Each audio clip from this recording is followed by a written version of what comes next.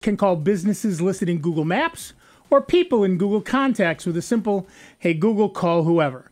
It also combines Google's contacts relationship knowledge and Google Home's multi-user support, allowing people to say something like, call my mom, and have the system accurately look up and dial the right person. Calls are free to anyone in the U.S. and Canada. For most people, international calls and premium numbers are not supported, and the recipient will see unknown or no caller ID. Subscribers to Google's Project 5 MVNO, the Mobile Virtual Network Operator Service, or Google Voice numbers get a whole other experience, though. There's an option in settings to have caller ID show your Google number, and international and 900 numbers can be billed to your account at the usual rate. For everyone else, Google says that by the end of the year, you'll be able to link any mobile number to the Google Home for caller ID. 911 calls aren't supported, and it doesn't sound like it can receive calls to your number. Google has almost made good on the Google Home promises it made at I/O in May. We've seen it launch support for creating calendar events and multi-user support, which can tell users apart just by their voice. But at the show, Google also promised the ability to create reminders, a proactive notification system, generic Bluetooth speaker abilities, and TV weather integration. So far, these features haven't launched. I haven't seen phone call support pop up on my Google Home yet, but I did not, in fact, try it this morning. But it should arrive any day now. So our poll of the week at soundbytes.org, that is Bytes with a Y, Francis would like us to remind you, is Google Home gets free U.S. and Canada phone calls. And your choices are living the dream, baby. I'll give it a try. Alexa's been doing that for months. And, well, my HomePod can... and I know you'll have more to say about that. So if you scroll down on the right, I don't remember because I'm not connected to the internet. But if you scroll down onto the right under the forums, the second forum down is the poll discussion. And at least at this point, the first choice on poll discussion is 19 July 17. Google Home gets free U.S. and Canada phone calls. And then, of course, you can also join in by giving us a call, 585-966-JAZZ. It's 966-5299 or toll free at 1-800-790-0415. Currently, we have 14 votes, and 43% are saying, wait, my HomePod can... 21% is living the dream. 21% I'll give it a try, and 14% Alexa's been doing that for months. So the Amazon can do that, Alexa to Alexa, but they're not, or we should say Echo to Echo. Don't use the A word. Although the Echo only can call an Echo. Can you call a real phone number with an Echo? I thought you could. Maybe not. Maybe not. Maybe it's only another Echo. It is kind of interesting to be able to say to the Echo, call Steve, assuming you're the only Steve or I could say Steve Ray. Yeah. And boom, there it is. It's very cool. And Apple FaceTime can do this, device to device. We assume they're going to add that to the HomePod, so you can have Siri, use Siri, call whoever. Who was it?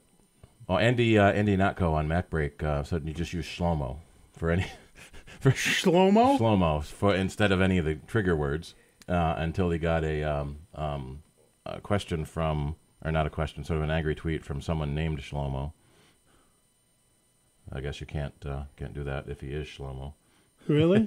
I mean, I guess. But yeah, so what's happening, of course, is that every smart speaker on the face of the earth wants to have all of your information so that they can do all of these things. And it's a trade-off between what's easy for you and convenient for you and the information you're willing to give up. Most everybody has already given up all of their information to somebody, whether you did it on purpose or you did it through one of the many breaches that happen daily all over the world. But if you keep a phone book on any system, whether it's Apple or Google or Microsoft or Amazon or any one of them, you will... they've got that information, and what they do with it is, of course, entirely up to them and not you. But a lot of people are willing to trade the convenience for the possibility that something not particularly wonderful will be done with their data. And from surveys that we've seen, people that are asked about that generally don't care, especially the way you word it. Do you want to let Google? Do you want to be able to make phone calls with your Google Home? Oh yeah, sure. Do you want to let Google access all of your personal data? Oh no, I don't know when to do that.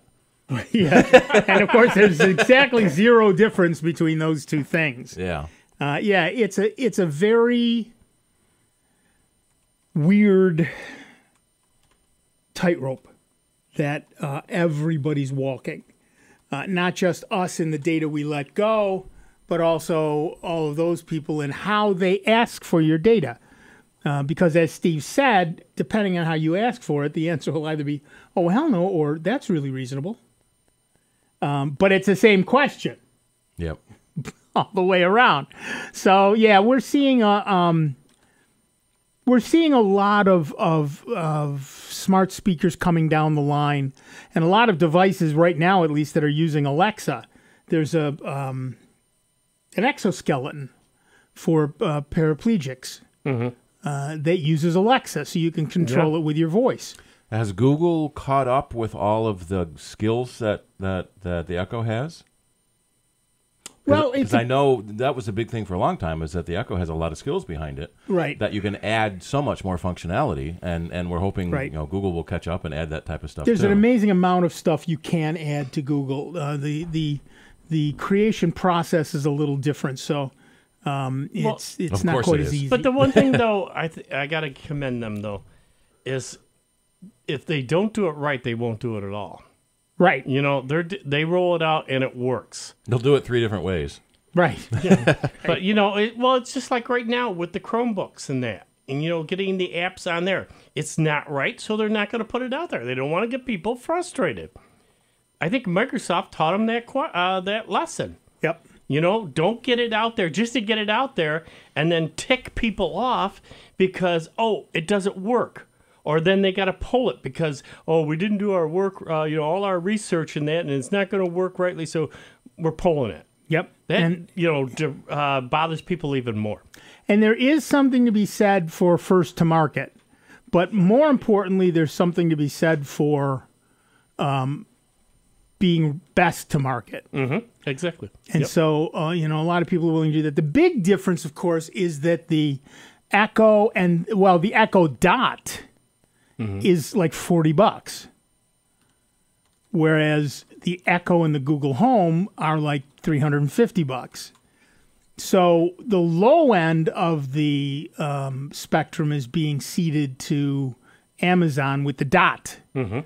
And although the speaker is not terrific in the Dot, obviously, well, it does have and it has a speaker out. So it's got a speaker jack, so you can plug external speakers into it. I did that with mine. I have an Echo Dot, and it's okay. But I had an extra pair of computer speakers. Hook those up, and it's actually almost too loud. I've got it turned way down now. Yeah. Mm-hmm. But for $40, hey. I got it on sale. I think it's actually $50. But I got it for $40, and you can find it for $40 everywhere most of the time. And so I've been having duels between the Google Home and the Dot.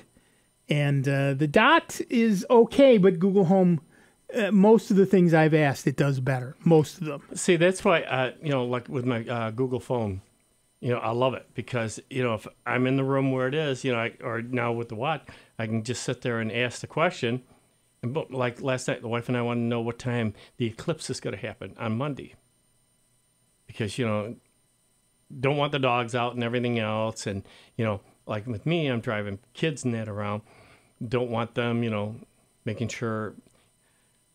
But it makes it so handy. I just sit there and Googled it.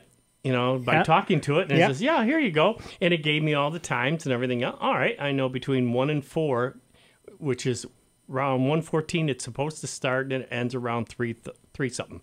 Yep. So Yep, Just and it's watch it easy then. enough. It's easy enough to lets ask. you know. Yeah. The one problem I have is that Amazon is the dot is very tied to selling you stuff. Right. So Same thing with Apple Siri. You know, when you ask it to play music, it goes to the Apple service first. You have to really fight to get it to use Right. another service. Same thing with the Google. You have to fight to get it to go to another Well, service. except that although Google's a little more open than the other ones, aren't right. they? So the other day, for example, I asked the Echo Dot to play some jazz music, and it said there are some stations on Spotify. Would you like to become a member? And I thought, no. And so I said the same thing to Google and said, sure, here's one. And so that was a little different. So, and one time I think I mentioned this, my cat was in my arms. That's 20 pounds of cat. So, I said, jokingly, I said to Google, play some music my cat would like. And it found a jazz station. Cats like jazz, baby. Hey, you never know. So, there are differences between them, but in general, pretty much anything you can do on one, you can do on the other. That's easy enough. Yeah. The other story, though, about Google that you're going to be talking about in the Android. Oh, yeah. After that one really piqued my interest because I've been hearing, things, rumors and everything else. Yep. Yeah, this is going to happen. This is going to happen. It's just like right now with our Chromebooks. We're both still waiting for the apps to be able to do it. But like I said, I'd rather them take their time and do it right than to sit there and do it and have it mess that up and not be reliable. Yep, I do not have a problem with them taking more time and getting it right. Yeah, no, do it right. Do it right the first time. And you create less frustration and more customer support. Yeah, do it right or don't do it at all. Unfortunately, I kind of get stuck in that second part. Well, I was having an interesting. I work with a number of startups. There was an interesting conversation about one of them the other day, which is that exact thing. Look, you don't have to do everything at once. You can add stuff as you go, but what you do, you better do right. Right. Yes. You can add features. But the features you put in better work the first time, and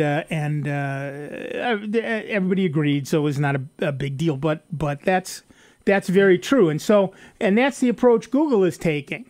It's better to add later for free in this particular case than it is to say, "Well, I'm sorry that didn't work. We'll fix it." Yeah. No.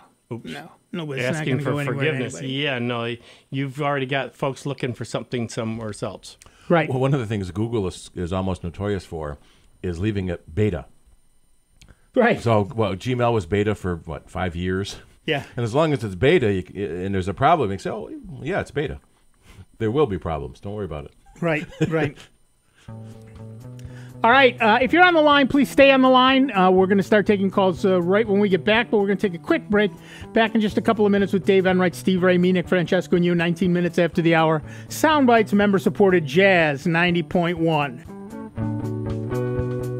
It's America's longest-running computer show. Back to more Soundbites with Nick, Dave, and Steve. Next on member-supported Jazz 90.1. What's small, pretty, and worth lots of money? It's the Jazz 90.1 Enhanced Member Card, and now it's worth more than ever with the addition of 35 wineries to the list of restaurants, stores, and other businesses in the Rochester area, discounting prices exclusively to members of Jazz 90.1. You can even use your card when you travel in the U.S. It's a great way to reward yourself, all while supporting Jazz 90.1. Don't have a Jazz 90.1 member card? Well, get one by making a pledge of support at the $90 10-cent level or above to Jazz 90.1. For more information on becoming a member, call 966-5299 or pledge online at jazz901.org. Boogaloo Joe Jones, Jimmy Smith, Soul Live, Grant Green, James Brown, Melvin Sparks, Ron Levy, Bobby Blue Bland, Jimmy McGriff, Charles Kennard, New Cool Collective, The Awakening, Clarence Wheeler and the Enforcers, Eddie Jefferson. Join Chuck Ingersoll for the Soul Jazz Spectrum, Sunday nights at 9, and hear all this and more Only on Jazz 90.1 and Jazz901.org. Ramsey Lewis, Eddie Roberts, Cannonball Adderley, Eddie Harris, Young Hope. Jazz 90.1 is supported by its members and by Glenora Wine's Jazz Greats Summer Concert Series, featuring saxophonist Grace Kelly and vocalist Lindsay Webster, 2 p.m. Sunday, August 20th at Glenora Wine Cellars Stage in Dundee, New York. For more information and to purchase tickets, you may look online at glenora.com or call 1-800-243-5513 or visit Area Wegmans locations. Your love is never enough.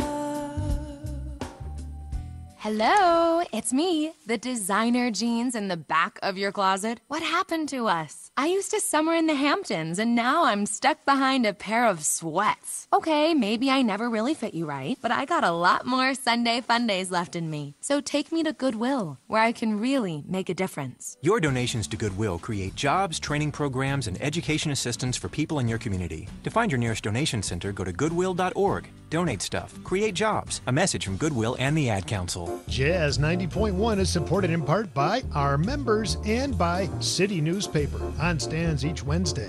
City Newspaper offers weekly calendar listings for area lectures, workshops, exhibits, special events, all genres of music, film, and more. City also offers their movie page with extensive film reviews. For more information, you may visit rochestercitynewspaper.com or find them on many newsstands throughout the city. Man, do I love card night. You ready, boys? You got a king? Go, fish dad! Oh, come on! This is WWE superstar Titus O'Neil. It only takes a moment to make a moment. Take time to be a dad today. Learn more at 877-4DAD-411 or visit fatherhood.gov. Brought to you by the U.S. Department of Health and Human Services and the Ad Council. And now your Jazz 90.1 weather. Looks like a pretty nice weekend for all of Rochester, Western New York, and the Finger Lakes, although later on for this Saturday there will be a couple of showers developing, especially south of 5 and 20 in the Thruway into the evening hours. Might even have a rumble of thunder. Otherwise, look for clouds and intervals of sunshine, the high temperature near 80.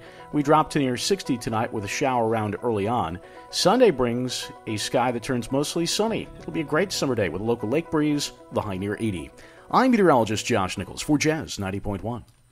And currently, right now, we've got partly cloudy skies out there, 75 degrees at the airport, and 78 degrees here at member-supported Jazz 90.1. Hi, I'm Jim McGrath, host of the Blues Spectrum. I hope you can tune in this Sunday evening from 7 until 9 for some of the best blues around here on member-supported Jazz 90.1. Welcome back, everybody. I'm Nick Francesco. I'm Dave Enright. And I'm Steve Wright. And at 24 minutes after the hour, we are Sound Bytes. Before we go back to the phones, I know people are waiting patiently. Some are waiting patiently, some probably impatiently. Bless you, my son. Thank you. I do want to mention those of you who are watching us on YouTube that Steve is. I probably should do that when we're not playing. live. No, why not? Who cares? It's everybody live radio. Paying attention. All right, back to the phones. Our first caller is Alan from Webster, New York. Hi, Alan. What's up? Hi. Thanks, guys, for having the show. Thanks. I'm having a problem with Windows 10 Creator Update. Yeah.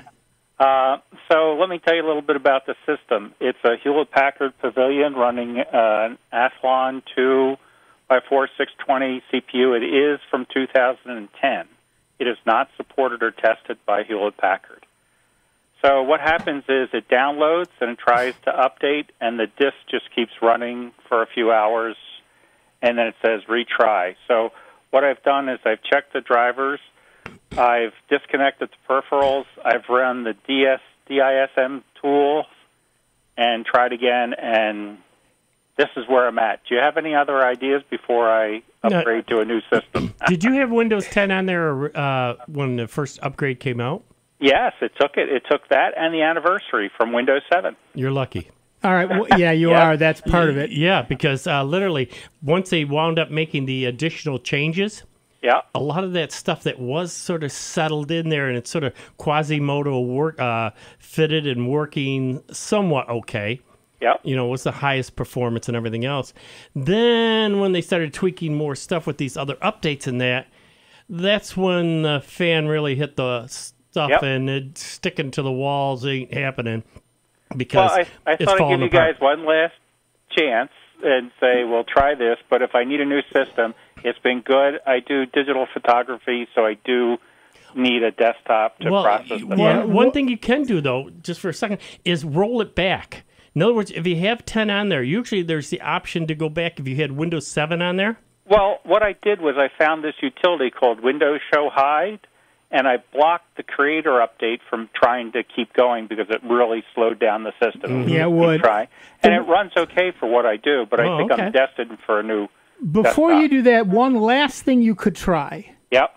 I know you really just want us to give you the excuse to buy a new desktop. No, you don't have to, but that would be okay, too. The only thing I might suggest trying is Revo Uninstaller. It is likely to be a set of drivers that are no longer compatible with Windows 10. Yes. But it might just be something in the registry. Okay. So if you clean your registry and get Okay. rid of all the cruft that's in there. I typically do that with CCleaner. Yeah, try Revo Uninstaller. Revo Uninstaller is Yeah. on the computer, so I can try that. Yeah, try that. And if that doesn't work, well, then you're on your way to a new machine. And if it is, well, you're still on your way to a new machine. Why not? Right, exactly. And I was eventually going to do it anyway. This gives me, like you said, an excuse. So can I do a follow-up question here? Yeah, go ahead. So I run Windows Live Mail, and I do download my mail. My question is, on the new machine, what's a better mail client, and how would I transfer all that mail to the new machine? If you've downloaded your mail, Yep. that's an issue. It means it's no longer on the server. Yes. You can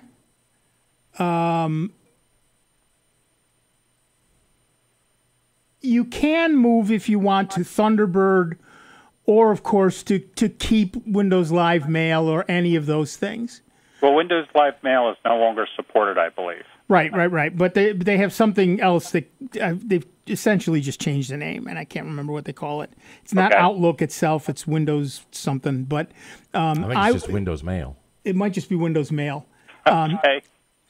I personally like Thunderbird. Okay. It's free and it's pretty nicely supported. And if you're going to go to something like Thunderbird, I might suggest rather than downloading your mail, leaving it on the server. Well, I send a lot of pictures and things like that, so they're pretty big. Oh yeah, all right. Yeah, that's the real problem.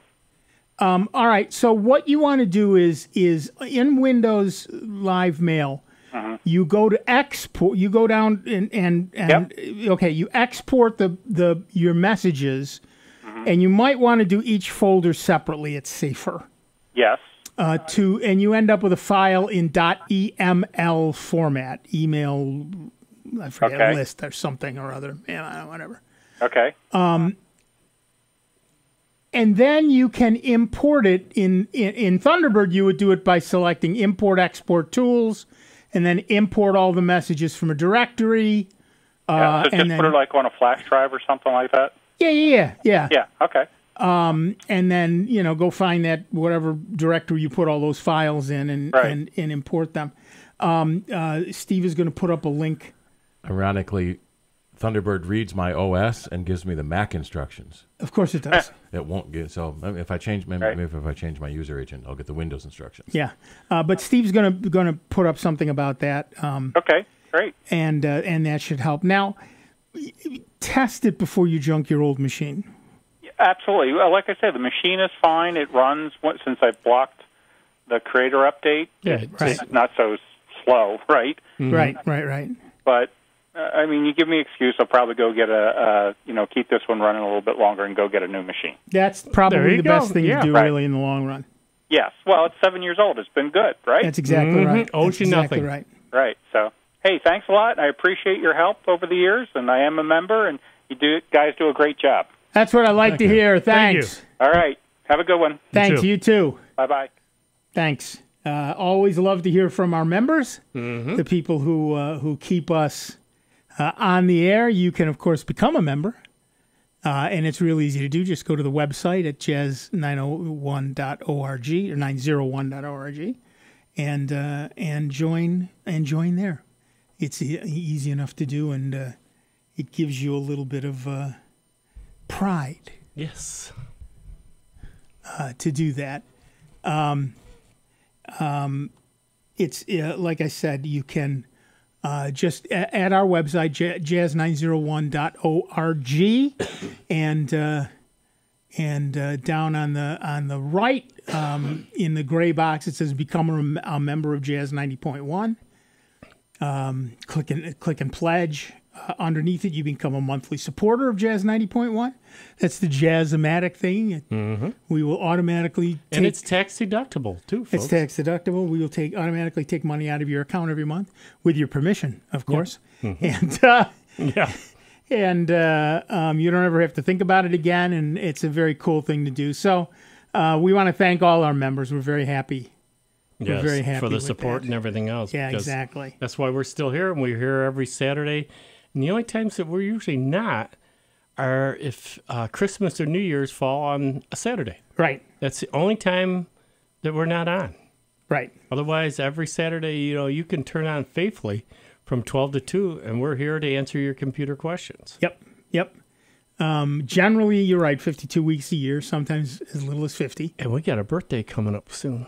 We have birthdays coming 3 up. weeks. No, I mean for the show. Yes, we do. Then there's us. Yes, we do. But Well, first, our birthdays are all in September. Yeah, and then the show. And so is the show. But the show kicks off first. Yes, it does. That's not a coincidence. Yeah, exactly right. If you look at our webpage, it's soundbytes.org. That's Bytes with a Y. Francis would like us to remind you. You will find we have been on the air for 27 years, 11 months, and 16 days. This show is older than my daughter. Mm-hmm. Wow. Yeah, older than my son. Longer than I've been married. Yep. Longer than my first marriage. Yep. Longer than your second now, too. Third. Third. Right. Yeah. Lori and I were married for 27 years. There you go. Mm-hmm. We're coming up on our 28th anniversary, hurtling headlong into our 29th year of existence. Man, oh man. In terms of radio shows, seriously. Yeah. That's a long flippin' time. I wonder if we could, Don Alhart there just celebrated, got in the Guinness World Book. Yeah. For the longest newscaster. Congratulations to Don. To Don? I like Don. Yeah, I've met him back when I was working, doing some work on their computers over in Channel 13 a long time ago, like decades ago. But congratulations to him and his success. But we've been around. Yeah, we've been around. I don't know a if we long got time. any record going or not as far as computer talk shows. Well, we seem to be the longest running computer show in the known universe. There were a couple that started before us. They're gone. There were a couple started at around the same time, but not quite as new. And certainly not nearly as good. Yes, definitely. They're magnificent, but not nearly as good, of course, as we are. Got to have Guinness look into that. Exactly. But it's been our joy to do this for you folks all these years. God knows we don't get paid. We don't? I don't get paid. I don't know about you. I don't get paid. I haven't seen a check yet. I was just wondering. Oh yeah. It's late coming. No, it may well be that it's in the mail. You've gotten all the checks you're going to get. Let's put it that way.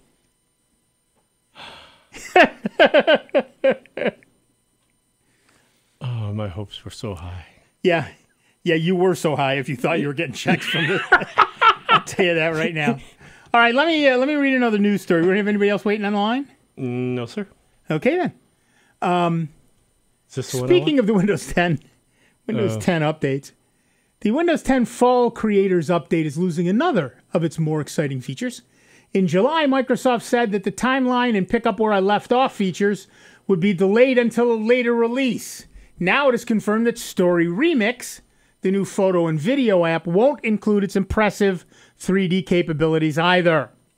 Story Remix was unveiled and demonstrated at Microsoft's Build conference in May this year. It takes something rather unassuming, the Windows photo and video viewer, and makes it exciting. In simple terms, it includes a bunch of tools for making home videos based on your photos and videos. But that's rather selling it short. Microsoft's demonstration in the video at the end was nothing short of jaw-dropping. This is not Windows Movie Maker. Story Remix uses machine learning, artificial intelligence techniques to automatically pick exciting video clips, arrange them, and cut them in a sensible way and add music automatically. Given shots of a girls' soccer game, for example, you could tell Story Remix to make a video focused on a particular team member, and it would pick up the best clips to show off that person's performance. That was already impressive, but Microsoft's demo then kicked things up a notch by adding 3D capabilities. Excuse me. Story Remix was shown importing 3D objects from the same 3D object gallery that is used by Paint 3D. These 3D elements were then incorporated into the videos. For example, a 3D fireball was attached to the soccer ball during a particularly impressive free kick. The fireball's path traced the soccer ball's trajectory, its tail of flame and smoke following the curved path that the ball took, transforming the shot into an unsavable scorcher. Story Remix included surface detection and tracking so 3D elements can be pinned to elements in the 2D video, assuring that the 3D objects stay in the right place even as the camera moves around. The result was nothing short of spectacular, and these 3D abilities were promised for the Fall Creators Update. Unfortunately, that's now not the case. The version of Story Remix that is released in the Fall Creators Update will include the basic video creation features and will be able to import 3D objects, but the advanced capabilities that so impressed everyone at Build, integrating 3D objects into the 2D video with object anchoring and so on, won't be included. The scaled-back Story Remix should still be a solid piece of software, but it'll no longer offer the same bridge between 2D and 3D that Microsoft was hoping. The company does still intend to offer the advanced 3D features, but they'll come at a later date, and, of course, you'll need a pretty hefty computer to make use of them. So how do you edit your videos now? Give us a call. 585-966-JAZZ. It's 966-5299. Toll free 1-800-790-0415. And see, that's where I said, now they got to backtrack.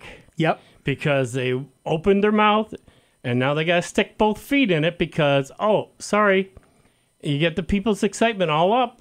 Whereas Google, yep, they learn from Microsoft, as do a lot of other companies. Yep. Yep. You know, if it's not ready, because Microsoft has burned and crashed on so many different projects. Right. All this does is it raises their hopes and then disappoints them. Yeah, pulls and the that rug taints out. That taints their opinion of the entire company. Mm-hmm. Yes, and it would have been better to say, you know what? Here's a new feature we're adding, and it's going to be amazing. But everybody wants to shock and awe at their yearly event, and then when they can't produce that in the real world right away, there comes a problem, and it's a tough thing to salespeople are saying, but well, that feature we should be showing that at our event, and the technicians are going, not ready yet. It's not. Don't show it to anybody. It isn't ready. Here's what I learned. Eventually, you have to stop adding features and ship the darn thing. Well, yeah, no. Apparently, you don't. I mean, we've seen enough of that. But they got to first get features in there that they can even ship. Right. The first thing I learned was never show anything to sales. That's the first thing I learned. All right, listen, we're going to take a quick break. We'll be back in just a couple of minutes with Dave Enright, Steve Ray, me, Nick Francesco. We've got Tim from Webster on the line. And you. It is 39 minutes after the hour. It is Soundbites. It is the truly great and solely member-supported Jazz 90.1. Computer talk you can understand. More Soundbites is next on member-supported Jazz 90.1. There's no better way to test drive a restaurant than to take them up on a dining incentive. And Jazz 90.1 has dozens of them for you to try. Test drive a new taste with the Jazz 90.1 Enhanced Member Card for your pledge of $90.10 or more to Jazz 90.1. It's good for the duration of your membership. Get the enhanced Jazz 90.1 member card by calling 966-5299 or online at jazz901.org. Hamilton was adopted from a rescue in 2008. He really likes to be around people. I get out my mat and I'm doing a downward dog and he's underneath. He's quite the pug about town. He gets invited to a lot of parties. He knows he's a pretty big deal. Look at this little face. How could you not love him? Hamilton the Pug, Instagram star and shelter pet. Amazing adoption stories start in shelters. Visit theshelterpetproject.org to find a pet near you. Brought to you by Maddie's Fund, the Humane Society of the United States, and the Ad Council. What are all the things you witness online in a day? Cats playing piano, selfies on your feed, your friend's picture being turned into a nasty meme that's been shared 50 times, 51, 52. When someone's being bullied online, it's hard to know what to do. Now you can speak up with the witness emoji. It looks like an eye in a speech bubble, and it's in the symbol section near the clocks in your phone. You'll let the world know it isn't cool, and you'll let your friend know you care. Learn more at eyewitnessbullying.org. Brought to you by the Ad Council. Man, do I love card night. You ready, boys? You got a king? Go fish, Dad. Oh, come on. This is WWE superstar Titus O'Neil. It only takes a moment to make a moment. Take time to be a dad today. Learn more at 877-4DAD-411 or visit fatherhood.gov. Brought to you by the U.S. Department of Health and Human Services and the Ad Council. Hey Lisa, I've been seeing those pics you post of you and your family at all those fun events. What gives? Oh, VetTix. What's VetTix? VetTix is an amazing charity that gives free event tickets, like concerts, sporting events, and shows, to currently serving military vets and their families, and to the immediate families of troops killed in action. We have extra tickets sometimes. Can I donate them? Yes, just go to vettix.org. You can give your extra tickets, and other vets like me can sign up to get them. What a great way to give back. And listen, thank you for your service. This is Rob Linton, station manager of Jazz 90.1. Annual membership contributions and business underwriting keep our programming on the air. The future growth and excellence of our station depends on our ability to also build a permanent base of support through an active and successful legacy gift program. Please continue your gift past a lifetime by including Jazz 90.1 in your will, trust, or general estate plans, and join us in building a legacy of giving to support public jazz radio in Rochester. For more information on planned giving, you may visit jazz901.org or call us at 966-2660. Thank you. Here's the latest Jazz 90.1 weather forecast. Looks like a pretty nice weekend for all of Rochester, Western New York, and the Finger Lakes, although later on for this Saturday, there will be a couple of showers developing, especially south of 5 and 20 in the Thruway into the evening hours. Might even have a rumble of thunder. Otherwise, look for clouds and intervals of sunshine, the high temperature near 80. We drop to near 60 tonight with a shower around early on. Sunday brings a sky that turns mostly sunny. It'll be a great summer day with a local lake breeze, the high near 80. I'm meteorologist Josh Nichols for Jazz 90.1. Currently, we've got mostly cloudy skies, 75 degrees out at the airport, and 76 here at member-supported Jazz 90.1. Howdy, folks. This is Dan Gross. You can listen to me Mondays, 6 to 8 p.m. here on member-supported Jazz 90.1. Welcome back, everybody. I'm Nick Francesco. I'm Dave Enright. And I'm Steve Ray. And 44 minutes after the hour, we are Soundbites. And we have Tim from Webster on the line. Hiya, Tim. What's up? Yeah, hi, guys. I just was wondering if you guys would like to talk for a little bit about the new YouTube demonetization that's been happening, as well as the, more importantly to me, the YouTube-Google apparently more aggressive censorship that they're apparently going to start doing relating to the, quote, fails to meet standards that they'll have that might apply to things like science and would then relate to things like the flat earth people and all that stuff. And I just, if you guys could talk about that for a while, that'd be great. And that's all I called for. And thanks so much for what you guys do. Thanks. Okay. Yep. Bye-bye. Bye-bye. All right. A little bit about what's going on. As of 2016, YouTube was the second most popular website on the entire internet, at least according to Alexa Internet. Censorship's been going on YouTube since day one, and It's getting changed.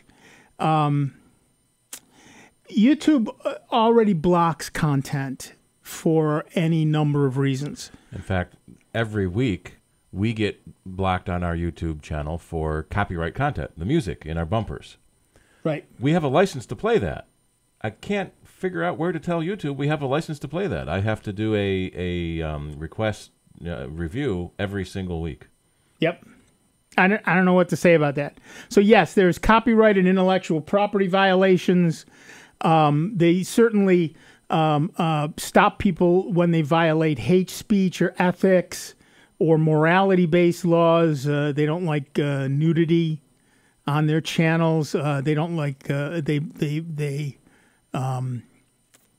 censor people who are violating national security legislation. They don't like political unrest. They don't like criticism of religion or governments and things like that. They often block videos that they believe are inappropriate for youth. And of course, they have the right to do that. That is their right as the owner of the service. It's their show. I hear a lot of people scream First Amendment, but these are people who have not read the First Amendment. The First Amendment says the government may not enact any laws that curtail freedom of speech. YouTube is not the government, much as they might like to be. I don't know, but they are not the government, and therefore the First Amendment does not apply to them. And the other thing, though, another key thing is, though, one, they didn't force you to sign up for that service. Right. And if you want to use it, you're not being charged for it. So how can you complain about something that's being given to you? Right. And well, they can, because of course they can. They want a platform, and that platform is being denied them. The other thing that people talk about all the time is the Fairness Act, the fair use, or not fair use, equal time, the equal time doctrine. Well, Reagan killed that.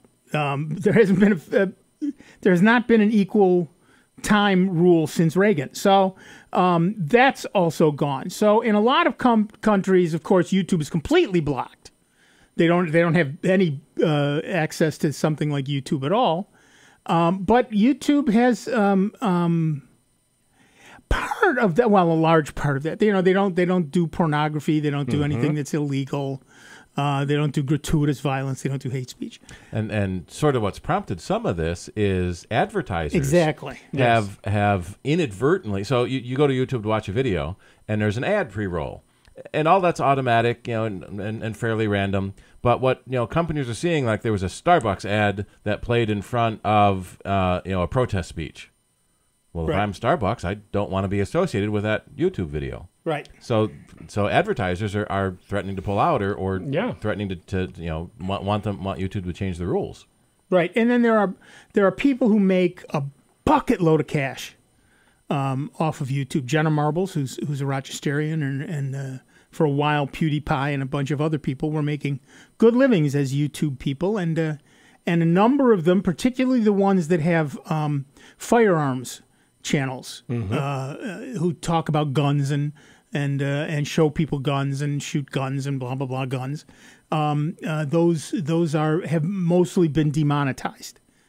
I believe fully, but I won't say fully. Mostly demonetized, which means that Google no longer will accept ads to play on their channels, which means they don't get any of the funds from those ads. And that's, I get it, and that's fine.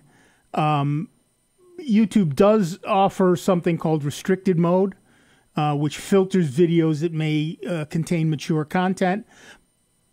But beyond that, they also will demonetize things that they don't feel. They will, for example, if something depicted pornography or illegal acts, they would demonetize that as well. If they allowed it, they would demonetize it. Right.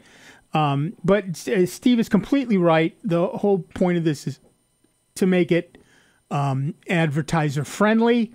One of the other things that people complain about, of course, is that LGBTQ content is in restricted mode, it's censored out because they apparently YouTube does not feel that children should be exposed to that. That's the whole point of restricted mode.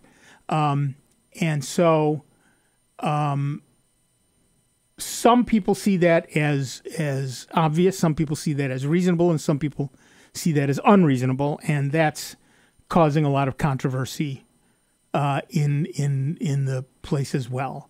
Now, there are lots of places rather that are not YouTube that will host those things. A lot of the gun channels I know have moved to those places. A lot of the other types have moved to there as well. And you're free to start your own video channel if you want. And of course you can start your own video channel. Every computer comes with a camera built in these days. That's exactly right. And there's what's the name of it? Go Lightstream, I want to say. Yeah, we were looking at that last week. GoLightstream.com, I think it was. So and so the big issue with streaming your own video is you needed video streaming software. Right. And there are several... And a video streaming platform to host that software. And so right now, here at Soundbites, we're using the Open Broadcast System, OBS, and sending it to YouTube. But OBS supports a dozen other platforms if we want to. We picked YouTube because it was sort of the biggest. And it's become the biggest because it was the biggest. But it's that self-fulfilling prophecy thing, yeah. There's another streamer that we just found called Lightstream, and it streams right from inside your browser. And currently it supports Facebook, YouTube, Twitch, and Mixer. Never heard of Mixer before, so there you go. So you can basically stream anything from any camera connected to your computer to anyone on the internet and just gain an audience that way. But the way, for those of you who don't know, the way YouTube works is if you have enough people watching, YouTube will start showing ads on your channel before and maybe after, one way or the other, your content, and you get a piece of the action. As an Italian, I understand that. Yeah. It's a very, very, very, very tiny piece of the action. But if you've got 1 million hits, that's still a decent amount of action. 10th of a penny per hit. Right. And so, the people who have 57,000 hits and 1 million viewers and subscribers, and, they hit the like button and they hit the bell so that they can get notified of something going on, and they watch it and blah, blah, blah, blah, blah, blah. Those people make money from their YouTube channels. And there are people who have started entire YouTube channels just to make money. But like we were saying, Tim was saying, YouTube has demonetized a number of channels, and some people look at that as their right, and other people look at that as pure censorship and do not like it even a little bit. So it's a very fine line and a very tough choice, and there are a bunch of people on both sides who are very angry at each other and at YouTube and at Google and everything else. So you hear a lot of nonsense as well as some reasoned debate about it. But what many of the censored channels, and to be clear, in many cases there are channels that are censored, and like we said, that's often because they have porn or violence or whatever. And then there are the other channels that are simply demonetized. They're still on YouTube, but they don't make money at it anymore. And those are often, originally I believe it was the gun channels, and now there's some other channels as well. And then the third thing is censored for age, which is different from being censored for content. Well, you know what I mean. The age censored, being in restricted mode. And so there's at least 3 groups. And again, it is not a freedom of speech issue. And it is not a not fair use, again, equal time issue. Neither of those apply well, equal time doesn't apply anywhere anymore. since the Reagan years. But didn't that? No, go ahead, finish. No, I was going to say, but certainly the First Amendment doesn't apply in this case because it's not the government doing it. If I had a website, well, I have many websites. If I had a website that I allowed people to just randomly post things to, and I didn't like something someone posted, I would be well within my rights to delete that post and block that person. It is not a government issue. There is no freedom. I'm not curtailing their freedom of speech. I am simply curtailing their use of my server to promote that speech. But I in no way curtailed their ability to promote that speech everywhere else. So that's just the way that works.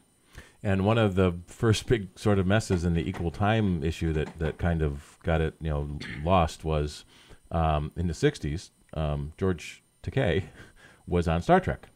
And then in the 80s, so it was probably under Reagan, George ran for public office in his local town. And so he was a town commissioner or something like that. And as typical in California, there's 50 candidates for every position. Yes. And so some candidate went to the TV station and said, "Look, you're running Star Trek. You're giving my opponent an hour of TV time every week. We want an hour of TV time too." And so 50 opponents said, "We want an hour of TV time every day to air our views in a decent time block because Star Trek is on in the middle of the afternoon." So that the TV station had to stop showing Sulu episodes. Right. But that sort of prompted some of this. Well, the same thing happened with, was it Law & Order? Fred Thompson, anyway, whichever show he was on, Law & Order, any one of the 40 Law & Orders. Fred Thompson was a United States Senator. Yep. And he was also on that show. And so whenever he ran, and the same thing would have happened with Al Franken, except that by then the law was gone. Mm-hmm. So... and Arnold Schwarzenegger. By the way. Gopher from the Love Boat. What's his name? Yeah, Gopher. Shoot, sorry, Gopher. Fred Grandy. What? Fred Grandy. Fred Grandy, exactly. So yeah, there's been. We remember old laws that are no longer relevant, or we think we have. We hear free speech. You can't curtail free speech. Well, that's true. But if you actually read and comprehend the First Amendment, it is the government that cannot do that. If you want to throw somebody out of your tavern for giving a rousing pro-British speech, you had every right to do that. And there was no law that said they had to be allowed to speak. So that's the way that works. And is YouTube right or wrong? YouTube has the right to handle their platform the way they want, and you can protest it, and you can try to change their mind, but they get to do what they want because it's their platform. All right, well, that's enough talking about that nonsense. There are people on the line. We'll get to them when we come back, I promise. But we're going to take a slightly longer break. That's an hour of this nonsense that you've sat through, and you've only got another hour to go, so hang in there. You're tough.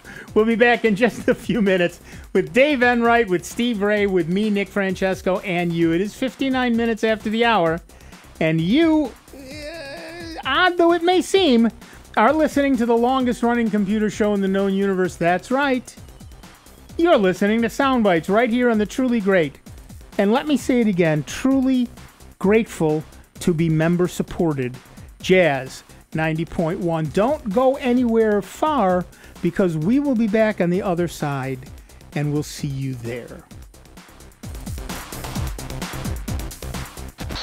Online 24 hours a day, 7 days a week at soundbites.org. More with Nick Francesco, Dave Enright, and Steve Ray next on member-supported Jazz 90.1.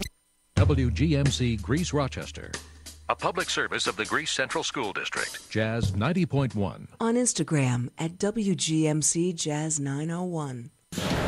1 week after a deadly confrontation between white supremacists and counter-protesters in Charlottesville, crowds are gathering in Boston for dueling rallies. Correspondent Paula Sandoval reports there is a heavy law enforcement presence in Boston. The concern here is because of the heated rhetoric that's been taking place, that's been happening across the country, is that these tensions could flare up again and could potentially boil over. So as a result, the city of Boston has rolled out a truly impressive security.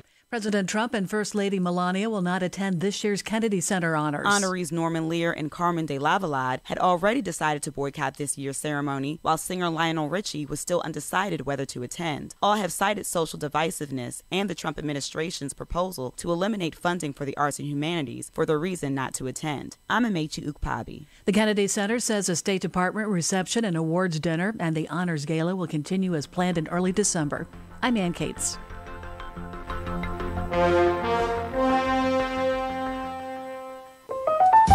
As a Jazz 90.1 listener, you have the ability to leave a lasting gift to the jazz community. By making a planned gift, you can support Jazz 90.1 for many years to come. For more information, contact your financial advisor or call 585-966-2660. You can also find out more about planned giving by visiting www.jazz901.org. The average time a resume spends on an HR manager's desk is 7 seconds, and most of them are tossed aside. Now imagine if one of those resumes belonged to Yasmin, who was living in a shelter, juggling 3 jobs. I had to be resilient. That's something that you can't teach. We rely so much on a resume, yet it could never tell the full story of someone who had to be independent and take initiative. And that's how I handle every project I get. Discover new ways to develop great talent at gradsoflife.org. Brought to you by Grads of Life and the Ad Council. Not on my watch, our military service members say, as they volunteer to serve. As they move out, stand firm, and take fire. So not on our watch, we say, to the severely ill or injured veterans who can't get the care they deserve to live full and independent lives, even when there's no government funding or a nursing home seems like the only option. We won't leave one warrior behind. Not on our watch. Join us at findwwp.org. These days, it's easy to have information overload. Sometimes I just want to kick back, hear my favorite music and the news that affects me. That's why I stay tuned into my local radio station. When important news happens in my part of town, I hear it from them first. For the best entertainment, sports, news, weather, and traffic, anytime, anywhere, I stay local. Support your local stations. Text RADIO to 52886. Furnished by the NAB and this station.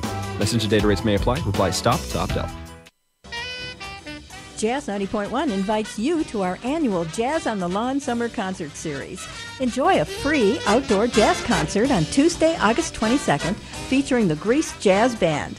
This concert will be held on the grounds of Grease Olympia School, 1139 Maiden Lane in Grease, beginning at 6:30. Food and beverage will be available by Mr. V's Street Style Vending. Bring chairs or a blanket and invite all of your family and friends to enjoy this great free outdoor jazz performance. No alcoholic beverages or tobacco use is permitted on school grounds. Concerts will be moved indoors in the event of rain. For more information, visit jazz901.org. We'll see you there. Welcome back to America's longest-running computer show, Sound Bytes, on member-supported Jazz 90.1. Get online now. Call 966-JAZZ. That's 966-5299. Toll-free 800-790-0415. Or submit your question by email at soundbytes.org. Once again, here's Nick Francesco, Dave Enright, and Steve Ray on member-supported Jazz 90.1. Welcome back, everybody. I'm Nick Francesco. I'm Dave Enright. And I'm Steve Ray. And at 4 minutes after the hour, we are Sound Bytes, and we have... Oh, before we get to the phones, Steve is playing with... I don't know what this is going to do to the stream on I know. YouTube. It's actually kind of interesting that I've got multiple programs accessing the same camera. And they don't mind. They used to mind. They used to mind a lot. Yeah. Apparently they do not anymore. But we're also playing with Lightstream. But to the phones, our next caller is Mark from Greece, New York. Hi, Mark. What's up? Hi, guys. How are you today? Peachy. How are you? I'm doing well, I guess. I wanted to say that something funny. I rediscovered Miro software. Oh, yeah. And I haven't used Nero since, XP, because when it upgraded to a Windows 7 PC years ago, my version wasn't compatible, and I never went out and replaced it. Was using, I think, A-Shampoo free burning software. Right. And it was using that a lot. And then I looked, and I saw that Best Buy had the last year's 2017's Platinum on sale. Oh. Mm-hmm. And it was relatively cheap. I mean, probably under half price. Then I looked on Amazon, and Amazon had it even cheaper. So I went to Best Buy. I said, "Are you going to honor it?" And they said, as long as Amazon is selling it, yeah, not from one of their retailers. So, okay, checked it out. Said, yep, honored the price. I got it super cheap. And I forgot how awesome this and powerful this software is. Really? Oh, man, it does a lot. And one thing they added to it, which I was really surprised, I don't know how well it works, but it's there, piece of software called Rescue Agent. And what it does is it scans either hard drives or physical media or USB drives if they're damaged, and supposedly can recover the data on there. Oh, nice. So I was like, that's something different. One thing they did take out of the package that used to be there was their backup software. Oh, yeah. Yeah, which would have been nice because, I think they're always going to be around. Right. You know, but man, it's some powerful software, and I just love it. Like I said, I rediscovered it and got it really dirt cheap, and I couldn't believe it. Nice. Thanks. Yeah. Yeah. Second of all, I've got a little problem. Not a little problem. It's quite a big problem, and it's preventing me from running the Security Tango because I can't boot in the safe mode. And the reason why I can't boot in the safe mode is all of a sudden now, I want to say the past 5 days, 6 days, if I have to restart the computer, you go to restart, and she starts to get the little dots turning, and all of a sudden they stop turning, they freeze. My hard drive light stops blinking, and it just stays there. So your machine hasn't been able to run at all? No, it runs. It runs. I can turn the computer off. I can turn it back on. If she hangs when she's rebooting, I physically have to hold down the power button and turn off and turn back on. Have you checked to make sure the fans are all moving and are clean? No, but I do. This is a desktop? Is this a desktop? Yes. All right. What you want to do is maybe turn the machine off, of course, and take the side cover off and make sure the CPU fan and the fans in the front and the back don't have a lot of dust and dirt on them. Okay. Because what you could be having there is a buildup of dust, and it could be causing an overheating problem. Okay. That's why it's locking up, because that's one thing the computer will do is protect itself. It has a sensor in it that if it starts heating up, it'll shut down. Right. And protect it. So you might want to definitely check that out first. Yeah. She's not shutting down on me, but she will not reboot. She will turn off if I tell her, to turn off. But she will not. If a piece of software wants to reboot the computer, and you say reboot now, she hangs. If you want to reboot it yourself, because it's not doing fully a reboot. Yeah, there's a number of programs that have that issue and playing with Windows. Yeah. Again, that's another Windows issue that it's supposed to release its system to let this other software which did an update and needs to reboot to do it. But Microsoft thinks they know better and know they're protecting the system and doesn't allow it. Right. Okay. Yeah. So, but first check out the fans in that, though, just to make sure it doesn't hurt. Yeah, I haven't done it in a while, so it's probably due anyways. Mm-hmm. And I'll check that out. It's just very like before you get too crazy. Right. Do two things. In your settings under power and sleep, tell the computer to never sleep. Yeah, I have that set to never sleep. Also disable fast start. I did that also. Oh, you did? That was one of the suggestions when I was doing some research on it a few nights ago, is to turn off fast start. And that didn't help? And it didn't help. I'm beginning to think that maybe it's some sort of Trojan or something. Well, you should dance the security tango, and if you cannot do it in safe mode, at the very least do it in not safe mode. Right. Whatever the regular mode. Right. And that's fine too. It's not, particularly on Windows 10, it's okay to do that. Okay. So however you want to handle that, you can. But no, I'll try all of the above. I mean, it can't hurt, Right, exactly. So, the only strange part is that if it was just hanging in the reboot and it was still just like turning, I was reading you could hit Control-Alt-Delete and it will bring up in the reboot the task manager, and you could find the piece of software that's hanging, right, and end it, and then she'll reboot. But I can't even get into that because it just stops. So I don't even know what's making it hang. I don't know what to tell you. Yeah. How old is the system? I'll try all the above of what you said and take it from there. If not, maybe I'll bring it over to see our man there. Yeah, maybe. Okay. Mm-hmm. Our man at the controls might be able to help me. Yep. Yeah. So. Yeah, give that a shot though first. Okay. If I do want to get a hold of you, how do I get a hold of you? My number is right in the phone book. It's in the phone book. Yep. Okay. Yep. Sounds great. All right, thank you. Thank you so much, guys. Yep. Thanks. Yeah. Interesting. I've seen, but like I say, Windows does do a terrible.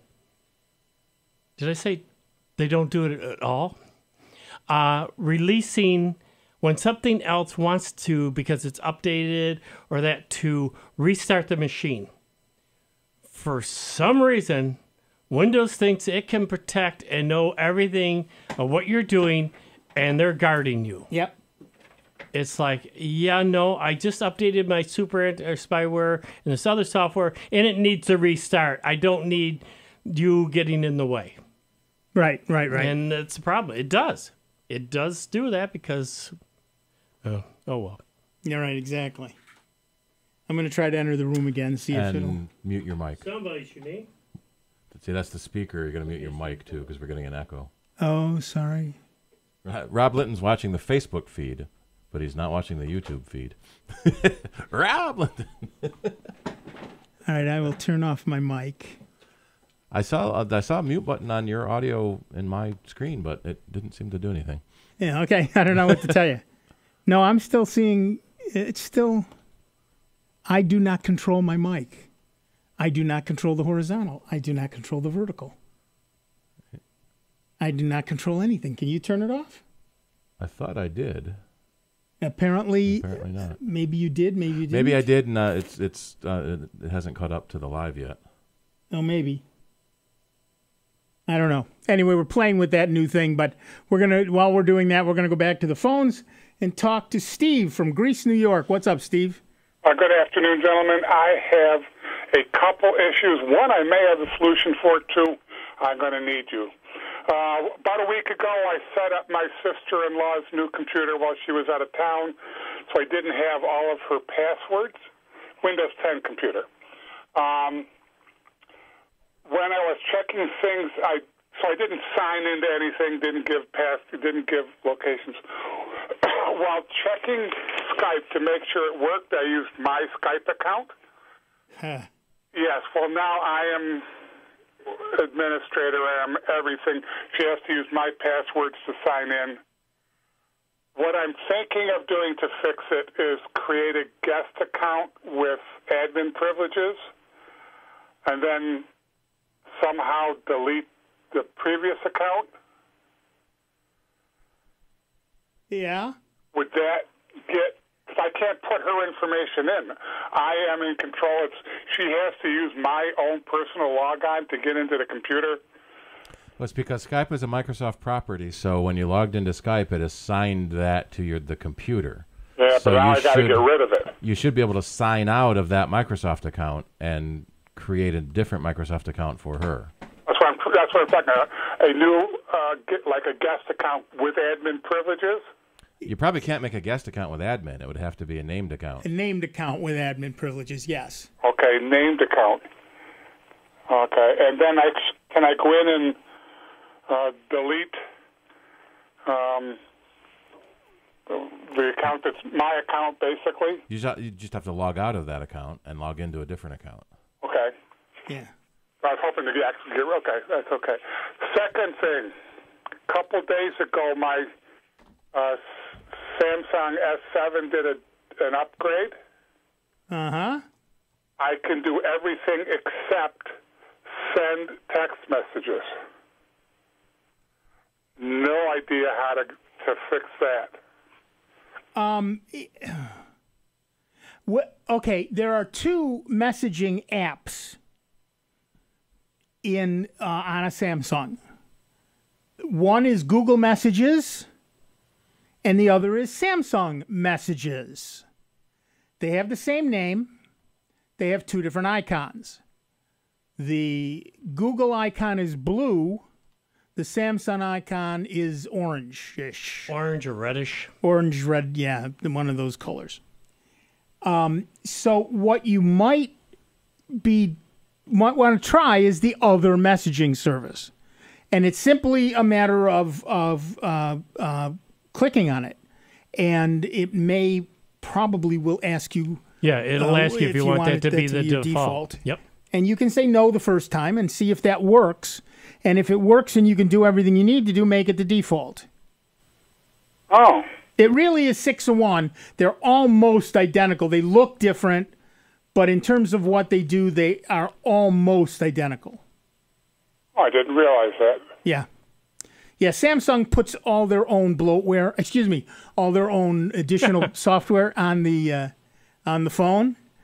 Most of it not only duplicates what Google does, but can interfere.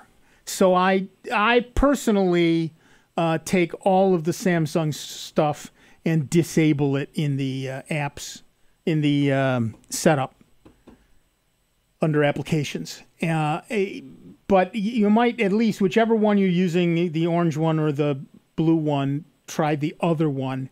If that works for you, make it the default, and then you can disable the one you're not using. I didn't realize that. Thank you much. If that doesn't work, is there a fallback? Because it'll be a week till I talk to you guys again. If that doesn't work, I don't. You've rebooted the phone, of course. Of course.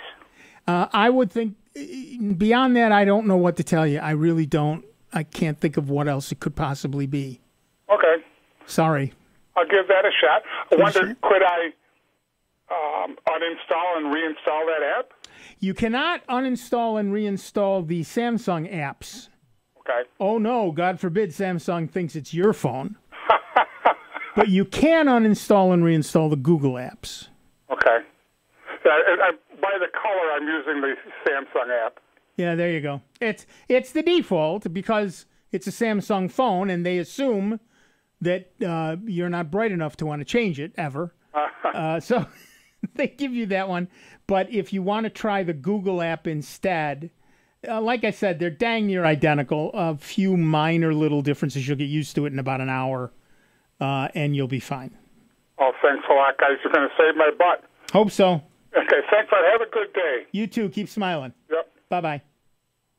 Yeah, I don't know why I turned off my mic just then. Because he hung up. Because he hung up and I hung him up. I used to have to do that many, many years ago on the first station we were on. All right, we're going to take a quick break. Back in just a couple of minutes with Dave Enright, Steve Ray, me, Nick Francesco, and you. It's 20 minutes after the hour. And you're listening to the longest-running computer show in the known universe. It's Sound Bytes on the truly great and solely member-supported Jazz 90.1.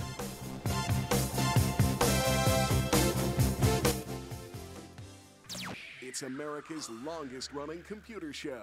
Back to more Sound Bites with Nick, Dave, and Steve. Next on member-supported Jazz 90.1. Jazz 90.1 is supported by its members and by Glenora Wine's Jazz Greats Summer Concert Series, featuring saxophonist Grace Kelly and vocalist Lindsay Webster, 2 p.m. Sunday, August 20th at Glenora Wine Cellars Stage in Dundee, New York. For more information and to purchase tickets, you may look online at glenora.com or call 1-800-243-5513 or visit Area Wegmans locations. Your love is never enough. I got smart about mortgages. Now it's my house I go home to. I got smart about credit cards. Now paper or plastic has a whole new meaning. When it comes to your money, whatever you want to get smart about, you can find it at smartaboutmoney.org. Smartaboutmoney.org is a free online resource from the National Endowment for Financial Education. We're an independent nonprofit foundation dedicated to helping people just like you get sound information about money. Smartaboutmoney.org. It's the easy place to start when you want to get smart. The average time a resume spends on an HR manager's desk is 7 seconds, and most of them are tossed aside. Now imagine if one of those resumes belonged to Yasmin, who was living in a shelter, juggling 3 jobs. I had to be resilient. That's something that you can't teach. We rely so much on a resume, yet it could never tell the full story of someone who Had to be independent and take initiative. And that's how I handle every project I get. Discover new ways to develop great talent at gradsoflife.org. Brought to you by Grads of Life and the Ad Council. Are you planning a vacation? Take the great savings you receive with your member card with you. Order a travel card to enjoy 2-for-1 benefits while you're away. Visit membercard.com/jazz901 to order travel cards and pay just a small fee to cover shipping and handling. You can also use the Member Card mobile app to take advantage of benefits at your destination. Don't have a Jazz 90.1 member card? Become a member today at the $90.10 level and above to receive yours. Zika is still a threat, and its effect on an unborn child can be devastating. So we're taking our doctor's advice on how to protect our unborn baby from Zika birth defects. Mosquitoes can spread Zika, so wear insect repellent, long-sleeve shirts, and long pants. Dump standing water and use window screens or AC. To prevent Zika spread from sex, use condoms, especially while pregnant. I'm not taking a chance with Zika.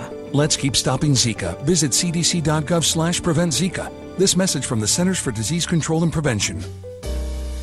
Contributions over the years made through our pledge drives have brought great programming to our listeners.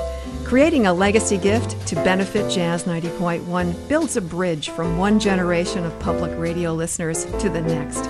Please remember Jazz 90.1 in your will, trust, or general estate plans, and join our Jazz 90.1 Legacy Society. You can also find out more by visiting www.jazz901.org. And now, a check of your Jazz 90.1 weather forecast. Looks like a pretty nice weekend for all of Rochester, Western New York, and the Finger Lakes, although later on for this Saturday, there will be a couple of showers developing, especially south of 5 and 20 in the Thruway into the evening hours. Might even have a rumble of thunder. Otherwise, look for clouds and intervals of sunshine, the high temperature near 80. We drop to near 60 tonight with a shower around early on. Sunday brings a sky that turns mostly sunny. It'll be a great summer day with a local lake breeze, the high near 80. I'm meteorologist Josh Nichols for Jazz 90.1. And currently right now we've got mostly cloudy skies, 76 degrees out at the airport, and 76 degrees here at member-supported Jazz 90.1. Hi, this is Otto Bruno. Join me every Sunday from 12 to 2 on member-supported Jazz 90.1. Welcome back, everybody. I'm Nick Francesco. I'm Dave Enright. And I'm Steve Ray. And at 24 minutes after the hour, we are Sound Bites. And we're still playing with the Go Lightstream app, and we're trying to get that to work on Facebook. Right now it's on my Facebook feed. Okay, it's on Steve's Facebook feed, so those of you following Steve, I was kicked off. I hit the wrong button. I tried to refresh instead of, and that nicked on kick. Oh, all right, here I am. I'm joining again. So you can either accept or to reject me. And we're going to go to the phones while Steve does that. And we're going to talk to our friend Bodan from Rochester, New York. Go ahead, Bodan. Hi, gentlemen. Follow-up from a couple of weeks ago where I had issues where Flash was not running on websites, specifically the Spectrum, the old Time Warner speed test. I wanted to check my speed to make sure I was getting the proper speeds, and I'm just doing it right now. And again, that website says Flash is required and must be enabled to test your internet speed. Well, I have gone to the Adobe Flash website to test my player, and it does come up. I have it valid. So then I started looking into blogs, and I'm actually looking at a page, and I am just stuck because there's one thing that they say to look for to enable, and basically what it is that I have operating system 10 home, 64-bit, and I have version 1703. That's what it says, OS version 1703. So the website is called forums.adobe.com / small letters docs, DOCS / capital D, capital O, capital C, -8541. And basically what it's reading here is that OS version 1703, also known as Creators Update, this release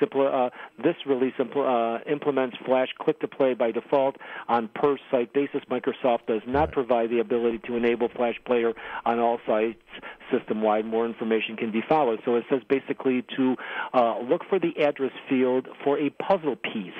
If the puzzle piece is visible, click on it to display the Adobe Flash content was block message with the option to allow once or always allow.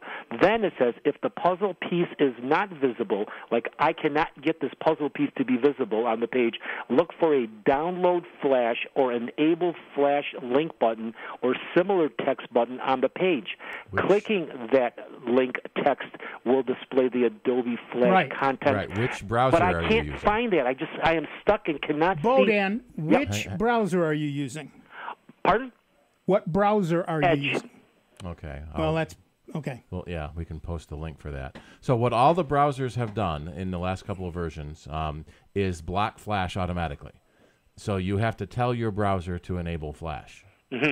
And there is in Edge, you've got your settings button in the upper right corner. I've done that. I went to settings. I went to advanced settings, and it does say use Adobe Flash, and it's on. It is on. Okay, so then you need to go to the Flash settings, which is a different page, and enable Flash. What page is that? Yeah, we'll find that one too. Does Flash work on another browser? Well, when I test another browser, does Flash? Well, let me open up Chrome and let me go to the Spectrum website on Chrome. Stand by, gentlemen. Spectrum. Where's the speed test on? Speed test Time Warner. Now, Edge has Flash built in. Correct. Chrome has Flash built in also, so you don't need to enable it. Yes. Now, using the Chrome browser, it comes up. It's activated. Okay. So I can, using Chrome, I can get Spectrum speed test to work for me. But using the Edge browser, it says that I don't have it. What's the terminology they're saying? Flash is required and must be enabled. Right, yeah. So your browser is telling the website you don't have Flash. Yeah. And you do have Flash. You have to get your browser to tell the website that you do have it. And that's where I'm stuck because basically when I'm reading the OS version and says when I click on that website for Spectrum's thing, I do not see this puzzle image. It's like a because that was the old way it did it. It would tell the server you have Flash, but wouldn't play it until you clicked on it. It would show you that puzzle piece until you clicked on it. And now it says if the puzzle saying, piece is not visible. Right now your browser is telling the other end you don't even have Flash installed at all. So the other end is saying you have to install Flash. So they're getting their messages mixed up. So is it my browser? Yes, it's your browser is telling the other end you do not have Flash installed. How do I correct that? That's what we're looking for now. Yeah, yes, and Steve is exactly right. The issue is not that there's something wrong with your Flash. It's that your browser is preventing Flash from running. Correct. That will continue to happen, and oh, by the way, Adobe is killing Flash anyway. And the bigger speed tests, even speedtest.net now, have switched to HTML5, so you don't need Flash for that. I like speedof.me, especially m.speedof.me, the mobile version. There's no ads on the mobile version. Well, I block the ads anyway. Yeah. I mean, this is just more frustrating. I mean, I can always use Chrome to test my, Spectrum, download and upload speeds, periodically. But it's just more of, you're right, it's all of them, it's like a hiccup. I just want to correct this, and it's boggling me where I just can't find that piece of puzzle. I've tried a number of things, I just... Well, they're making it harder and harder because Edge is Flash is so incredibly unsecured, and Adobe apparently cannot secure it, and so everybody has blocked it, and now Adobe's going to kill it. Yeah, Adobe releases so many patches so frequently. The bad guys have started putting out fake Adobe update notices. Yeah, I know. I've seen that also before. So our point here is you really shouldn't be spending a lot of time trying to get Flash to run anyway. Okay, yeah. So if you want to run a speed test, run speedof.me. The other one is also speedtest.net, I believe. Yes. Right. Either one of those will work. The simple reality is that Flash is dying. Okay. And continuing to attempt to use it is only going to continue to frustrate you more and more and more. Yeah, this is more of a personal thing where I'm trying to fix it and I just can't. I can't get it to work in that one particular browser, Edge. Yeah, I can always use Chrome, so I've got two browsers on my machine. Right. I just wanted to see, if there was, it's personal satisfaction just to get it to work. Yep. So I get that. I'm not going to spend a lot of time on it. I can always use the other one. I thought I would just, bring this up back to you guys, saying that, hey, I found the help page, the blog, but I just cannot find how to turn on that switch. So, well, you know what? Yeah. I'm going to forget about it. Good for you. That's probably the best. All right, gentlemen. Enjoy your day. All right. Have fun. Bye-bye. Yeah, I realize that's an unsatisfactory answer. I do get that. But the reality is that Flash is not something that people should be playing with anymore because it is so unsecured. And we've been saying don't use Flash for a couple of years now. Yeah, we've been touting to get rid of it. Right, and all of the browser manufacturers are making it harder and harder to use Flash. And so helping you overcome the blockage that's there for your safety is not something I want to spend a lot of time doing. I got to be honest with you. Yeah, I mean, shoot them because they're only trying to look out for your welfare. We have sort of assumed that there are so many holes in Flash. The bad guys just have this huge list. Yep. And Adobe releases a patch. In fact, for a while they said we're only going to patch quarterly. That I think that lasted negative quarters. Yeah, right. When they announced we're going to lasted about 2 weeks. Yeah, we're gonna do quarterly updates, and 2 weeks later there was an emergency update. Mm-hmm. As soon as they update Flash, the bad guys just move on to the next breach they've already found, and a couple of weeks later there's another update to Flash. What was it? There was 3 updates in 1 week once. Right. Because and so I bad. understand that there are a lot of people who play a lot of games on Zynga and Pogo and places like that use Flash for their games. You're going to have to give that up. You're going to have to find a lot of them are moving to HTML. Right. You go to a different website that has that game in a different format. Right. And so, there's kind of no way around the fact that Adobe's Flash is junk and it's very unsecured junk, and you have to stop using it. Yeah. You truly do. Just get over it because a lot of places already have. Yep. And he might be getting caught by the Microsoft content blocker rather than the Microsoft Flash blocker, because one of the options, the first time you go to a Flash-enabled page, you can, as he had said, block the content for Flash. Yep. Right. And so you got to find where that content blocker is to unblock the content. Right. And it's hidden in there somewhere, but the easier answer is don't use Flash. Yeah. Right. Simpler and safer. Right. Now, I seem to be in the green room, but I think I would have to go to your I think what happens page. is, so I've got your thumbnail in the green room, and as soon as I point to it, the whole box says kick. So I got to point to that side to say add. I see. So I keep nicking the kick button instead of the add button accidentally. Or kicking the nick button. Nicking the kick button or kicking the nick button or whatever it is you're doing. Nicking the kick button. Yeah, exactly. But now it says your preview is paused. I don't know why. I so don't that's know. The next option. I can see me. I look great. Okay. Google. This is your favorite story. Google has baby, because you have the Pixel. Yep. Google has revealed the launch date for the final version of Android O, August 21st, which is, by the way, my wife's birthday. Let me tell you how truly, deeply unfair it is that our anniversary is the 16th and her birthday is the 21st. I have to come up with 2 killer gifts in the same week. My wife's birthday is February 16th. Valentine's Day is February 14th. So that means we can never go anywhere for her birthday because everything is already booked and overpriced for Valentine's Day. Right.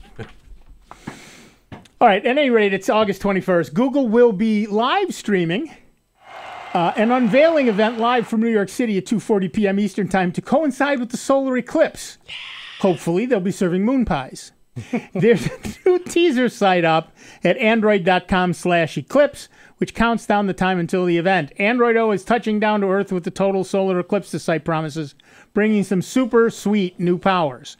Android O, which will be known as version 8, is currently in its 4th developer preview, having originally launched in March.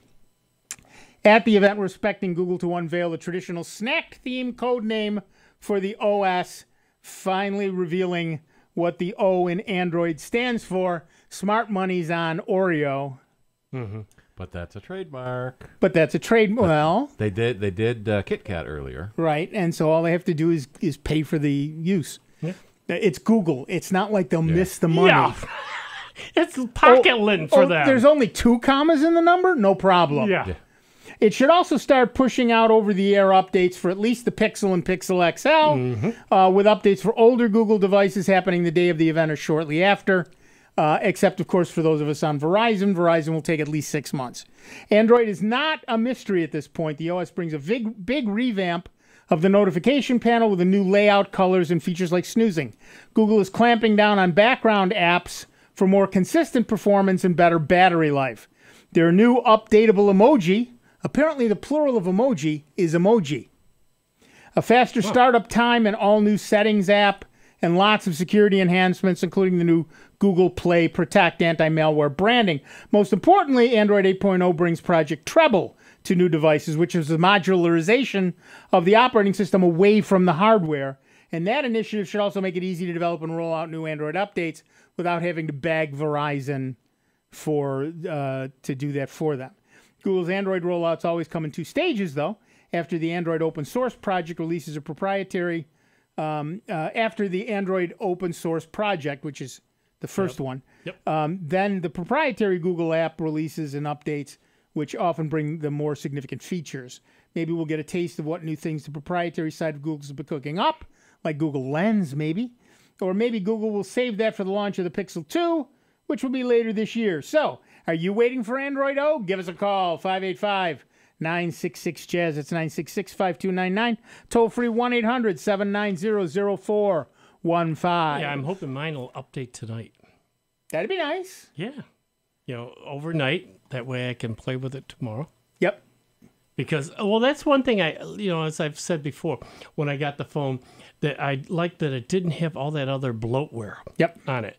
I had to load just about, other than the Chrome browser, Google Mail, and the notes, everything else I put on the phone because there's not much on it. That's good. Yeah, I loved it. And I was surprised because, they usually throw in so much other stuff that, they're requiring you to take, requiring you to use this, use that. Well, like we were just talking about with Steve. Yep. You buy a Samsung phone, there's 50 apps. Now they've got this Bixby, which is their assistant, like Google Home. But if I use Google Home, then, anyway, listen, we're going to take a quick break. We'll be back in just a couple of minutes with Dave Enright, Steve Ray, me, Nick Francesco, and you, 39 minutes after the hour.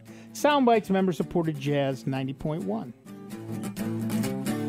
Computer talk you can understand. More Soundbites is next on member-supported Jazz 90.1. Hey Lisa, I've been seeing those pics you post of you and your family at all those fun events. What gives? Oh, VetTix. What's VetTix? VetTix is an amazing charity that gives free event tickets, like concerts, sporting events, and shows, to currently serving military vets and their families, and to the immediate families of troops killed in action. We have extra tickets sometimes. Can I donate them? Yes, just go to vettix.org. You can give your extra tickets, and other vets like me can sign up to get them. What a great way to give back. And listen, thank you for your service. Are you planning a vacation? Take the great savings you receive with your member card with you. Order a travel card to enjoy 2-for-1 benefits while you're away. Visit membercard.com/jazz901 to order travel cards and pay just a small fee to cover shipping and handling. You can also use the Member Card mobile app to take advantage of benefits at your destination. Don't have a Jazz 90.1 member card? Become a member today at the $90.10 level and above to receive yours. Ready to become a member of Jazz 90.1?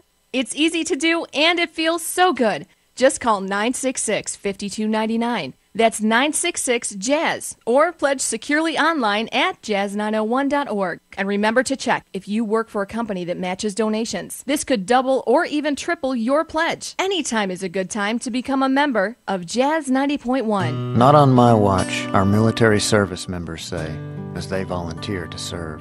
As they move out, stand firm, and take fire. So not on our watch, we say, to the severely ill or injured veterans who can't get the care they deserve to live full and independent lives. Even when there's no government funding, or a nursing home seems like the only option, we won't leave one warrior behind. Not on our watch. Join us at findwwp.org. These days, it's easy to have information overload. Sometimes I just want to kick back, hear my favorite music and the news that affects me. That's why I stay tuned into my local radio station. When important news happens in my part of town, I hear it from them first. For the best entertainment, sports, news, weather, and traffic, anytime, anywhere, I stay local. Support your local stations. Text RADIO to 52886. Furnished by the NAB and this station. Message and data rates may apply. Reply STOP to opt out. Man, do I love card night. You ready, boys? You got a king? Go, fish dad. Oh, come on. This is WWE superstar Titus O'Neil. It only takes a moment to make a moment. Take time to be a dad today. Learn more at 877-4DAD-411 or visit fatherhood.gov. Brought to you by the U.S. Department of Health and Human Services and the Ad Council. Jazz 90.1 is supported in part by our members and by City Newspaper on stands each Wednesday. City Newspaper offers full community music and arts listings, including music reviews from City's Frank DeBlaze. City also offers a look inside new restaurants and cafes opening in Rochester and more. For more information, you may visit rochestercitynewspaper.com or find them on many newsstands throughout the city. Here's the latest Jazz 90.1 weather forecast. Looks like a pretty nice weekend for all of Rochester, Western New York, and the Finger Lakes, although later on for this Saturday, there will be a couple of showers developing, especially south of 5 and 20 in the Thruway into the evening hours. Might even have a rumble of thunder. Otherwise, look for clouds and intervals of sunshine, the high temperature near 80. We drop to near 60 tonight with a shower around early on. Sunday brings a sky that turns mostly sunny. It'll be a great summer day with a local lake breeze, the high near 80. I'm meteorologist Josh Nichols for Jazz 90.1. And currently right now we've got partly cloudy skies, 76 degrees out at the airport and 76 degrees here at member-supported Jazz 90.1. Hello, this is Paul Conley. Join me early on Monday mornings from 1 a.m. to 6 a.m. on member-supported Jazz 90.1. Welcome back, everybody. I'm Nick Francesco. I'm Dave Enright. And I'm Steve Ray. And at 44 minutes after the hour, we are Soundbites. And we are talking to Andy from Greece, New York. Hi, Andy. What's up? Hey, Nick. How's it going today? Good. How are you? I'm doing well. I see you're continuing your lightning rod activities on Facebook. I am. My goodness. You had a couple real good ones. On the comment you just made about Google going possibly licensing the Oreo name for their new software. If Nabisco's smart, they'll work out a promotional deal. The free advertising would be incalculable. Right. You're absolutely right. It's not like they couldn't spare a few packages of cookies for the rollout, and oh my goodness. Yep. You're absolutely right. Just a little bit of advertising money there. Well, what's interesting is Kit Kat is owned by Nestle here in the U.S. Right.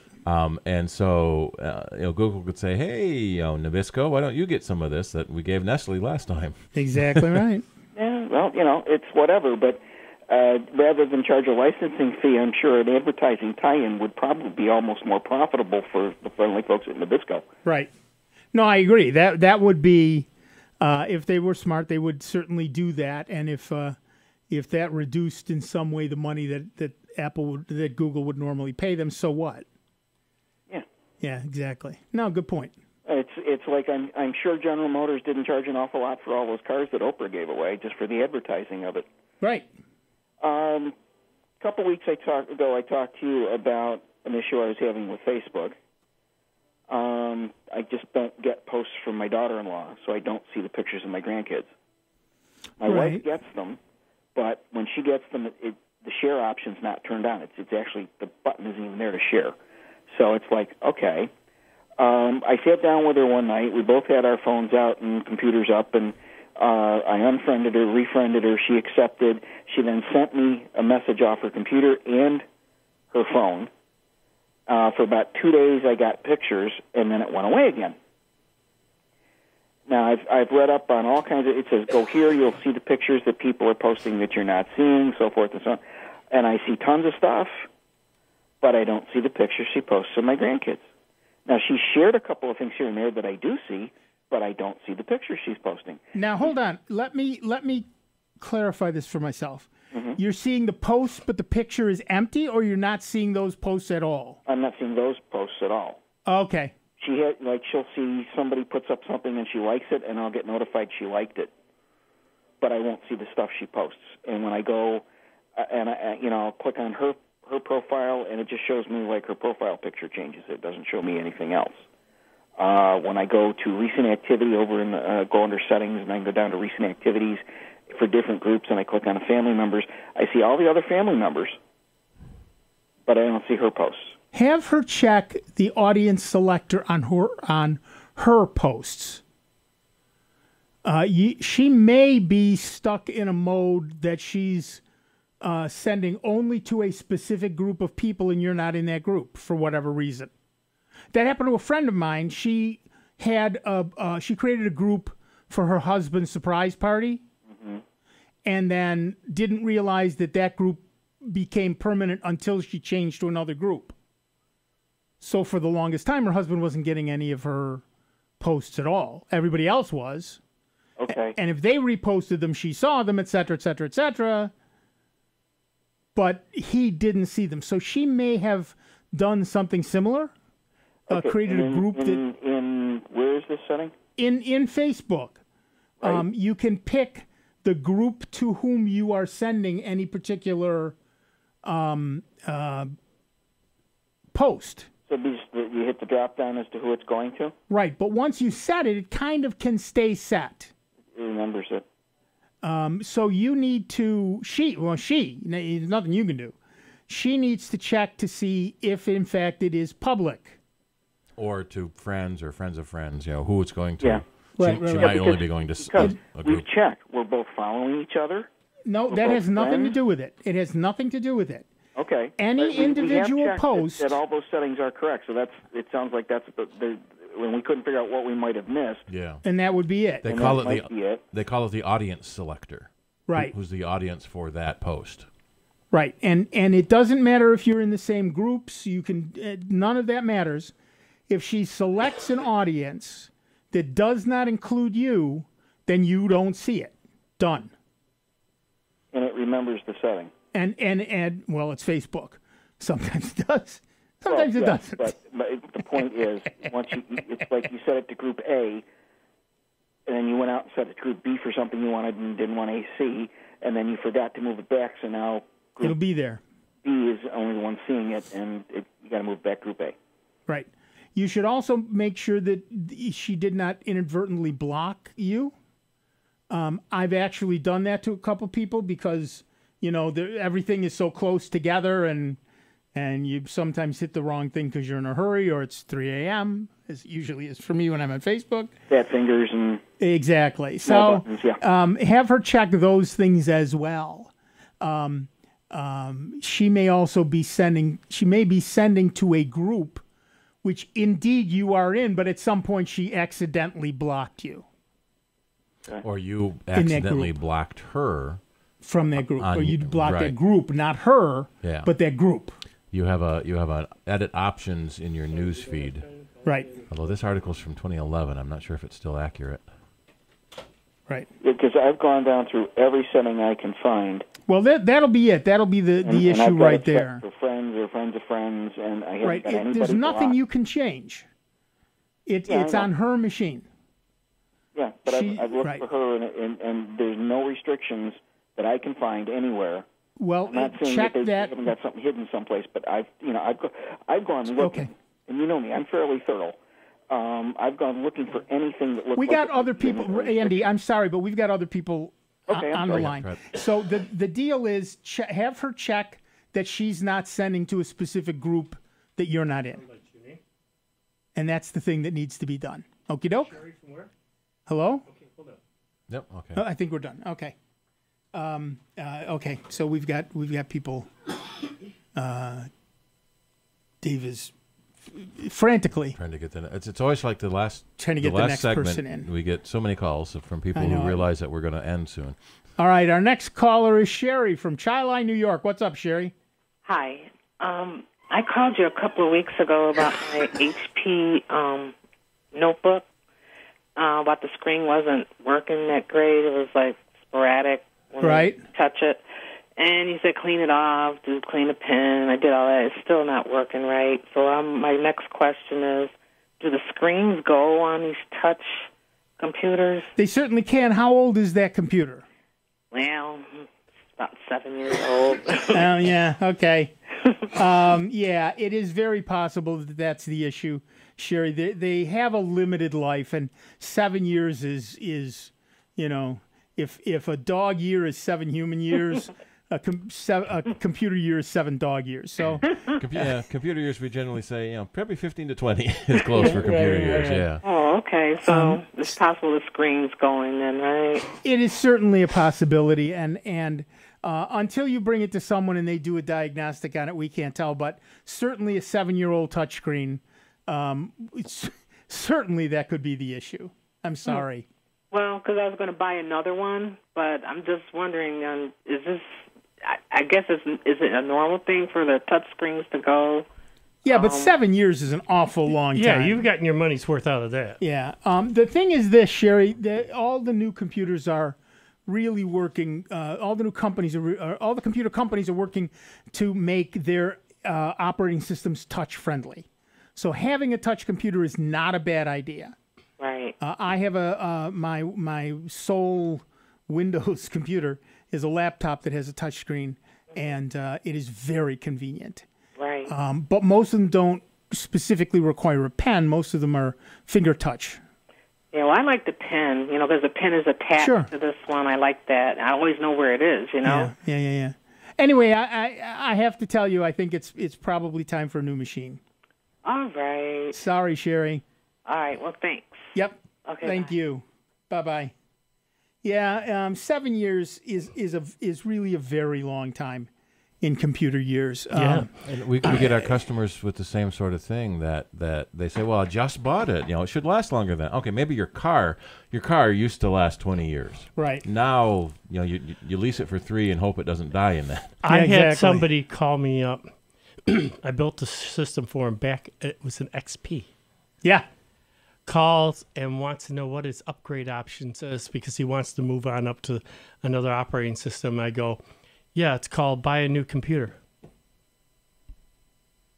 Yeah. No, I've got this perfectly good working box. I just want to upgrade this one. So new logic board, new processor, new RAM, new hard drive. Sure. Yeah, I said you can keep the box. But that's basically what I said. You got to replace everything in the inside. You might as well just get another box. Oh. And you got to replace the power supply because we went to the new power supply pins. Oh yeah, that's what I said. No, the outside of the box is great, but you got to replace the power supply. Make sure the power supply is going to fit in there. Like you said, you got to get a motherboard, and the motherboard's got to have the plate that will match on the back of that particular. And the box thing. has to have the right standoffs for the motherboard. And to it screw can't to. be a proprietary box because if it's an HP or a Dell, they customize theirs because it's not a generic. Right. Yeah. Right. No, people want to keep their computers forever, and I get that. Believe me, I've got a 15-year-old laptop. Every once in a while, I boot it up just to smile at it. But the reality is, it's 15 years old. I don't use it for anything. It just isn't going to last. All right. Anyway, we're going to take a quick break. No, we're not going to take a quick break. We're going to go away now. I want to thank Dave Enright, Steve Ray. I'm Nick Francesco. We will see you next week with the longest-running computer show in the known universe. It's Sound Bites on the truly great and solely member-supported Jazz 90.1. We will see you in exactly 166 hours. 166? I don't know. We'll see you. Here are the Bye. Jazz 90.1 Club Calendar highlights for Saturday, August 19th.